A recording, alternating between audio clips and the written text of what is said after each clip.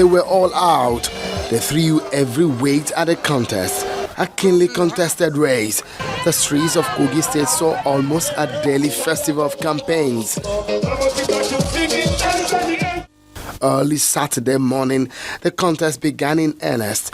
Pressure of INEC rising up to the occasion mounts. Fairly, the commission lived up to the bidding. At least that's the view of most observer groups. The process started very early. At 8 o'clock, materials were already on site, which was quite unusual, considering the fact that this is the first turnout of the new, as it were, leadership of INEC. So, on the start off, you could say they've left the starting block pretty very well. As the exercise went on, travelers are caught up in the movement restriction order. At a polling unit, the scorching sun did not deter some who have made up their minds to come out to vote. Even the heavy security presence in and around the 21 local government areas did not stop them.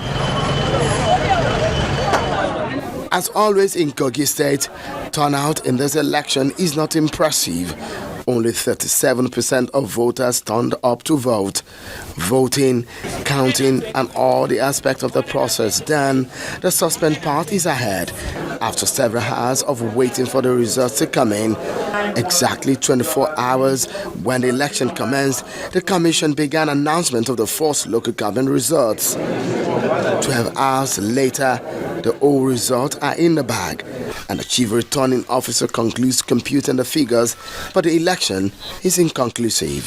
This election is therefore inconclusive. The agents of the leading parties in the race immediately react to the pronouncement.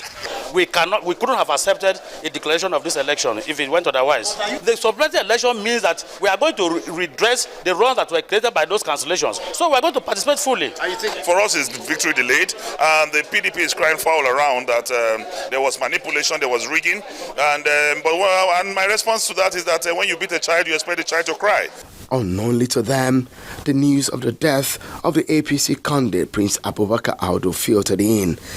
Inconclusive election on one hand, the death of Prince Abubakar Audu on the other hand puts the Kogi election in a tough political and legal conundrum. INEC has no enviable job at all this time, as a decision to resolve perhaps one of the most critical electoral and political dilemma in the nation's modern history stares everyone in the face.